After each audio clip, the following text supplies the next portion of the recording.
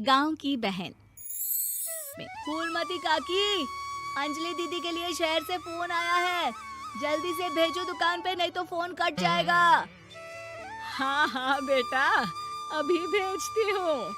अंजलि बेटा, तेरे लिए शहर से फोन है, सब काम छोड़ के जल्दी जाके सुन ले, नहीं तो फोन कट जाएगा। हाँ माँ, अभी जाती हूँ, जरूर मीनाक्षी दीदी का फोन आया होगा। हाय अंजलि। नमस्ते दीदी, मेरा मतलब हाय, कैसी हो आप? यहाँ तो सब ठीक है। मामा मामी कैसे हैं? तू कैसी है? मेरे तो एग्जाम्स होने वाले हैं, हर रोज कॉलेज जाना पड़ता है, lectures, extra classes, private coaching. ओ मैं तो इतना थक जाती हूँ, क्या बताऊँ। आपकी कॉलेज वाली बहन जी आपको इतना पढ़ाती है, तो घर कब जाती हैं आप दीदी?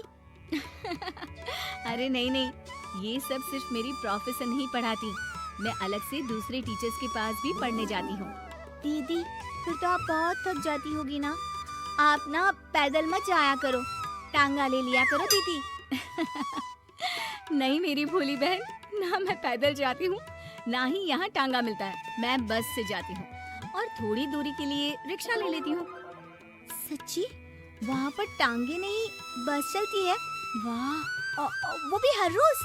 हमारे गांव में भी बस आती है, दिन में 2 बार।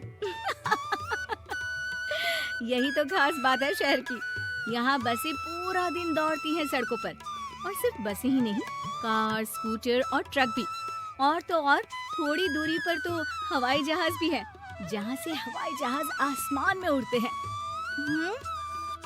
अच्छा दीदी, मैं फोन रखती हूँ, बुआ जी फूफा जी को मेरा नमस्ते कहना। हाँ माँ, हम लोग शहर में क्यों नहीं रहते? बुआ जी, फूफा जी और मीनाक्षी दीदी तो शहर में ही रहते हैं। अरे क्योंकि तेरे बुआ जी की शादी शहर में हुई थी, इसलिए बेटा। शादी से पहले वो भी तेरे पापा और दादा दादी के साथ गांव में ही रहती थी।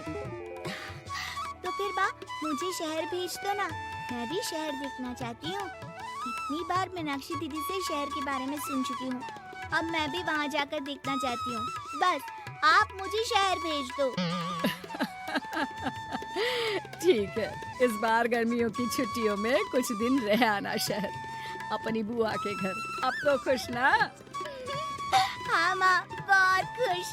आप देखना, मैं शहर जाके कितने मजे करती हूँ। अंजलि अगले दिन स्कूल जाती है और वहाँ अपने सारे दोस्तों को अपने शहर जाने की बात बताकर चिढ़ाती है। अरे श्रद्धा, शीतल, सरोज, तुम लोग इन गर्मियों की छुट्टियों में कहाँ जा रही हो? एकादशी वाले गांव के मेले में। हम तो दूसरे गांव में नानी के घर जाएंगे, उनका घर नहर के किनारे है, बड़ा मजा आएगा। हम इस बार कहीं नहीं जा रहे, बल्कि हमारे घर में रहने के लिए मेहमान आएंगे। और तू? अरे मेरा क्या है, मैं तो बस पास वाले शहर जा रही हूँ, अपनी बुआ जी के घर, वहीं रहूंगी कुछ दिन। तुम लोग चिंता मत करना, मैं चिट्ठी लिखूंगी तुम सबको वहाँ से। पापा मुझे तो चक्कर आ रहे हैं, जी घबरा रहा है। बेटा, शहर आने की जिद भी तो तूने ही की थी, अब पहली बार बस में चढ़ी है तो यही होना था, भुगतो। अरे मामा जी, अंजलि, आप लोग आने से पहले बता तो देते, मैं लेने आ जाती बस स्टैंड तक। आओ आओ भैया, आओ बेटी अंजलि। माँ बुआ जी कैसे हैं वहाँ, और भाभी कैसी हैं? सब ठीक है, बस अंजलि जिद कर रही थी कुछ दिन आप लोगों के साथ रहने की, सो छोड़ने आ गया। दीदी, आप मुझे शहर घुमाने ले जाओ ना, मुझे भी शहर देखना है। हाँ हाँ चल, तैयार हो जा जल्दी से। अंजलि तैयार होने जाती है और कुछ देर बाद जब बाहर आती है तो अरे ये क्या कर दिया तूने, मार्केट तक ही तो जाना है, इतनी डार्क रेड लिपस्टिक, इतने बड़े बड़े झुमके और चूड़ियां और चेहरे पर इतना सारा पाउडर। मेरी बहन, ऐसे नहीं चलेगा, जा और ये सब हटा के आ। अरे कैसे, क्यों? मैंने शहर आने के लिए इतनी मेहनत से ये सब इकट्ठा किया था, और वैसे भी मैंने देखा है मोहल्ले की राधा काकी के टीवी पर एक फिल्म चल रही थी, उसमें हीरोइनें ना ऐसे ही तैयार होकर जाती है घूमने। सब पता है मुझे, मैं तो ऐसे ही जाऊंगी दीदी। अंजलि शहर की चकाचौंध को देखकर बहुत हैरान और खुश होती है। ऊंची ऊंची इमारतें, सड़क पर दौड़ती गाड़ियाँ, बड़ी बड़ी दुकानें, उसकी एक्साइटमेंट का ठिकाना नहीं था। दीदी, ये छोटा सा कमरा सड़क के किनारे क्यों रखा है? इसमें कौन रहता होगा?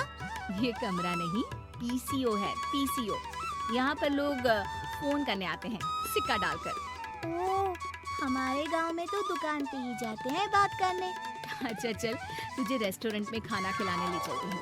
Excuse me, 2 plate noodles please and 2 Cola. Meenakshi को ऑर्डर प्लेस करते हुए अंजलि बहुत ध्यान से देखती है और थोड़ी ही देर में ऑर्डर लेकर वेटर आ जाता है और खाना टेबल पर रख देता है। अरे, ये लंबी लंबी सेवइयाँ खाते कैसे है दीदी? और इसके साथ कोई अचार, प्याज, मूली कुछ भी नहीं दिया, बस ये छोटा सा पेट खुजाने वाला दे दिया है। गांव में तो छोटे छोटे चावल ही होते हैं जो कि हाथ से ही खा लेती हूँ। अब इसे कैसे खाऊं दीदी? एक्सक्यूज मी, एक चम्मच प्लीज, और लिटिल प्याज और अचार और मूली और एक गिलास मट्ठा, वो बाद में। हाँ। अब ये सब सुनकर आसपास बैठे लोगों को हंसी आ जाती है। मीनाक्षी भी अपनी हंसी किसी तरह रोकने की कोशिश करती है और वेटर मुस्कुराता हुआ वहाँ से चला जाता है। अंजलि समझ नहीं पाती कि सब किस बात पर हंस रहे थे, लेकिन वो छींक जाती है। दीदी, मुझे लगता है कि मुझे इन सेवइयों को ऐसे ही खा लेना चाहिए, इसी पेट खुजाने वाले कांटे के साथ। एक काम कर, तू मुझे खाते देख, जैसे मैं खाऊं तो भी वैसे ही खा ले। ठीक है दीदी। अंजलि खाते खाते नूडल्स में सिरका ज्यादा डाल देती है, फिर ऊपर से नमक दानी से खेलते हुए काफी नमक भी अनजाने में छिड़क लेती है। अरे, ये क्या क्या खा लिया? अरे हाय हाय, कितना कड़वा है। पानी, पानी, ये काला शरबत ही पी लेती हूँ। और जल्दबाजी में अंजलि जल्दी जल्दी कोला पी लेती है, जिससे उसके नाक में झनझनाहट होती है। दीदी, मुझे ले चलो यहाँ से, मैं ये सब शहरी खाना नहीं खा सकती। अब शर्म के मारे मीनाक्षी अपनी बहन को वापस घर ले जाती है और कहती है कि देख अंजलि, माना कि शहर और गांव एक दूसरे से बहुत अलग हैं, लेकिन इसका मतलब ये नहीं कि हमेशा शहर ही बेहतर हो और उस वजह से हमें वो सब करना पड़े जो हम नहीं कर सकते। शहर में सहूलतें तो है ही, पर चुनौतियाँ भी हैं। हम जहाँ भी रहें, हमें कभी अपने आप को कम या ज्यादा नहीं समझना चाहिए। और किसी भी नई जगह में ढलने में समय लगता है, उसके लिए तुम्हें दूसरों की नकल करने की कोई जरूरत नहीं है। बेटा, घूम लिया शहर या अभी और घूमना है? नहीं पापा, मैं अपनी गलती समझ गई हूँ।